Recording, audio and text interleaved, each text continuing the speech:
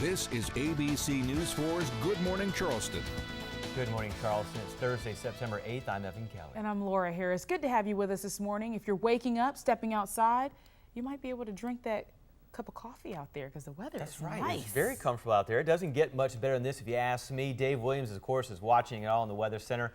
Will this continue as we move closer to the weekend, Dave? It looks like it will, Evan. After that hot summer that we had, it's kind of nice to have a little bit of a break from the heat and the humidity with some gorgeous weather today and right on into the weekend. As we get a look at that bus stop weather for the kids waiting for the bus this morning, maybe a light jacket with temperatures starting in the tropics.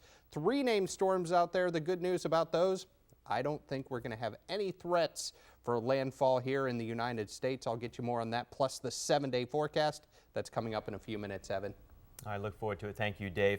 The Republican presidential candidates hand the baton to President Obama this morning. They enjoyed their first face-to-face sparring match in a debate last night. Tonight, President Obama brings his jobs plan to the American people with a televised speech at 7 o'clock, time to end before the start of the NFL season opener. ABC's President's speech right here on ABC News 4 starting at 7 o'clock.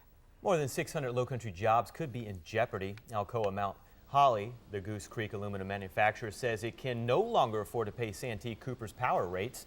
The two companies have been negotiating for a new rate for nearly a year now. Alcoa says if a deal cannot be reached, it may have to shut down the plant by next spring. Well, Governor Nikki Haley's plan to provide free rides to help people get ID cards now includes the handicapped. The original DMV plan didn't extend to those in wheelchairs, but the DMV now says special vehicles will be provided. The rides are part of an effort to make sure everyone has a state-issued photo ID so they can vote on Election Day. The rides will be given September 28th. Air. Meantime, we're hearing you might soon be able to keep your shoes on at the airport. The government could ease airline security rules in the coming months. Right now, travelers are required to take off their shoes at screening checkpoints, but leaders say that could end soon thanks to some new technology. We plan to talk more about post 9/11 airport security next half hour. A former chief investigator with the Department of Transportation will join us live. We'll ask her if she believes flyers are safer now and the changes that are happening every day that you might not notice. But first, fighting the flames, why firefighters say they are finally getting an upper hand on the inferno in the Lone Star State. Got your grill here? You're gonna take this. Fire crews are gaining ground against one of the most destructive wildfires in Lone Star State history. It's a story America is watching. We're hearing flames are at least 30% contained this morning. The firefighters are crediting easing winds. Flames have been fueled by gusts from Tropical Storm Lee. The blaze has left 2 people dead and torched at least 800 homes. Also new this morning, the U.S. military is going green. Yeah, the federal government has announced a deal with a residential solar power provider. Solar City says it will put as many as 160,000 solar panels on military housing units across the country.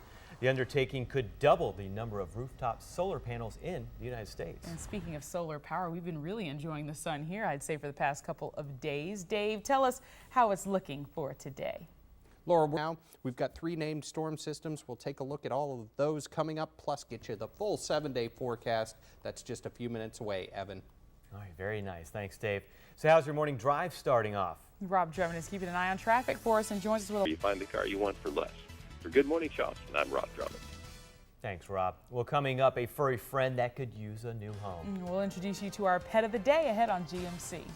And next half hour, how to keep folly from falling into the ocean. The steps the mayor is taking to save the beach from erosion. That's coming up at 6:30. Get your All right, now it's time for us to meet our pet of the day. And here to introduce us, Stacy Bennett from the Charleston Animal Society. Yeah, she brought with her Daisy, a beautiful Loving dog. Daisy. I know, a great disposition. You know, only 9 months old, which surprised me. Yeah, she's still a little young. She's got some growing to do, but I don't imagine she's going to get much bigger. She's a spaniel mix, and they, by nature, are kind of a medium-sized dog. She's so cute, though, Stacy. And a stray. Yeah, a stray. On top of all that. I think she had to have had an owner. I mean, she's so sweet, and I brought her home with my dog, and my dog's 11, so is annoyed by everything, and they got along really well. And she was a gem, and they laid next to each other and slept last night, so they got along great. And she's very quiet. What's going on over at the Animal Society, Stacy? Hello. We have all kinds of stuff going on. We're getting ready for Paws in the Park, Get her. which is coming up. I didn't eat anything, but I don't know what it is. Yeah, Paws in the Park, I just always a like fun your stuff. time. Yep, it's on October 15th, and we're starting teams, and we've got people raising money online. You can go to our website for more info.